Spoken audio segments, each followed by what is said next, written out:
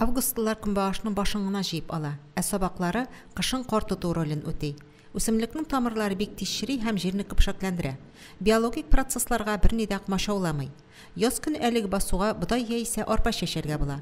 Күнбагыш культурасын әлеге технология белән урып җыю язгы чәчүне җирне сөреп тормыйча башкарырга һәм мул уңыш алырга мөмкинлек бирә.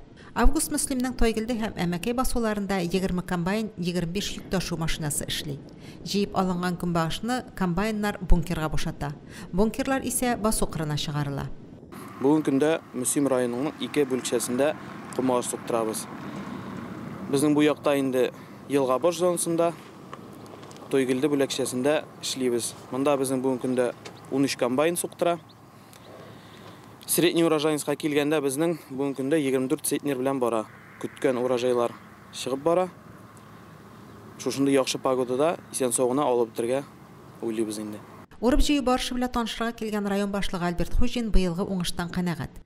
Күнбагыш инде ул менә соңгы культураларның берсе безнең тагын икенче атнадан Алла берсә шикәр чыгындырына кереп китәбез, шуның белән без инде тәмамлыйбыз уборкаларны. Бик оешкан төштә матур гына эшләп киләләр. Менә күреп торасыз, КАМАЗлар алар юл кырыенда гына бастыралар, басуга кермиләр. Шуның белән җир тапталмый, технологик яктан, бүтән яктан да уңышлы. Техник культураларга елдан-ел караш үзгәрә, чөнки инде ул югары маржиналь культура дип әйтәбез.